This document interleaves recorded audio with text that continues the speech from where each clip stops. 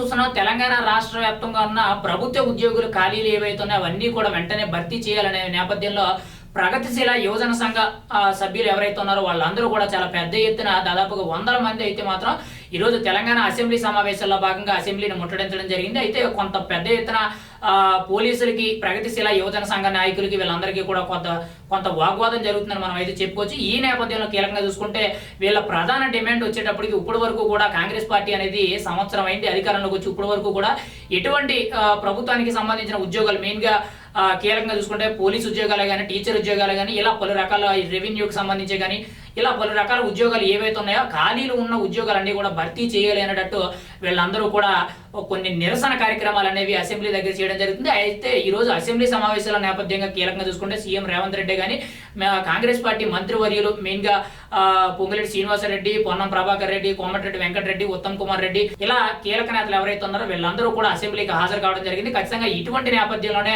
రాష్ట్ర ప్రభుత్వం మీద ఒత్తిడి తీసుకురావడానికి అయితే ఒక మంచి చర్య కింద బాగుంటుంది అనే విధంగా ప్రగతిశీల యువజన సంఘ నాయకులందరూ కూడా అక్కడికి వచ్చి పెద్ద ఎత్తున ధర్నాలు చేయడం జరుగుతుంది, నిరసనలు చేపట్టడం జరుగుతుంది. ఖచ్చితంగా మరి రాబోయే రోజుల్లో రాష్ట్ర వ్యాప్తంగా ఉన్న పలు శాఖల్లో కీలకంగా చూసుకుంటే ప్రభుత్వ ఉద్యోగాలు ఏవైతే ఉన్నాయో ఆ ఖాళీలన్నీ కూడా భర్తీ చేయవలసిన నేపథ్యంలో వీళ్ళందరూ కూడా చాలా పెద్ద ఎత్తున పోరాటం జరుగుతుంది.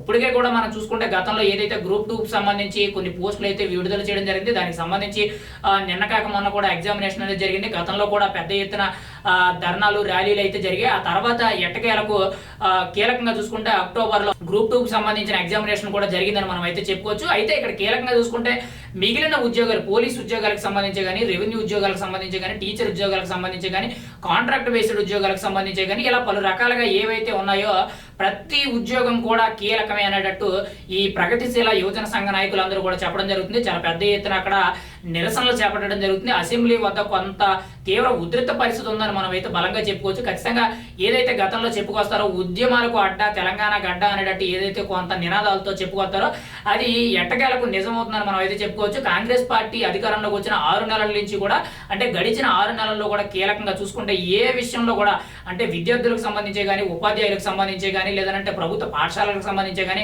గ్రూప్ 2కి సంబంధించి కానీ, లేకపోతే పోలీస్ కానిస్టేబుల్కి సంబంధించి కానీ, లేదంటే బెటాలియన్ కానిస్టేబుల్కి సంబంధించి పోలీస్ కానిస్టేబుల్కి సంబంధించి కానీ, బెటాలియన్ కానిస్టేబుల్కి సంబంధించి కానీ ఇలా పలు రకాల ఉద్యోగాలు ఏవైతే ఉన్నాయో కొంతవరకు కూడా దానికి సంబంధించిన వాళ్ళందరూ కూడా నిరసనలు తెలియజేయడం జరుగుతుంది. మరి ఈ నేపథ్యంలో ఈరోజు తాజాగా చూసుకుంటే అసెంబ్లీ వద్ద కొంత నిరసన కార్యక్రమాలు పెద్ద ఎత్తున జరుగుతున్నాయని మనం అయితే చెప్పుకోవచ్చు. ప్రగతిశీల యువజన సంఘ నాయకులందరూ కూడా చాలా పెద్ద ఎత్తున ధర్నాలు రాస్తారోకోలు చేయడం జరుగుతుంది. మరి ఖచ్చితంగా దీని మీద ప్రభుత్వం ఏ విధంగా స్పందిస్తుందని చూడాలి. మెయిన్ గా సీఎం రేవంత్ రెడ్డి దీని మీద ఒక కార్యాచరణ రూపొందిస్తారా లేదా ఖచ్చితంగా వీళ్ళు చేస్తున్న నినాదాలకు అనుగుణంగా ఏవైతే రాష్ట్రంలో ఖాళీలు ఉన్న ఉద్యోగాలు ఏవైతే ఉన్నాయో అవన్నీ కూడా భర్తీ చేస్తారా లేదా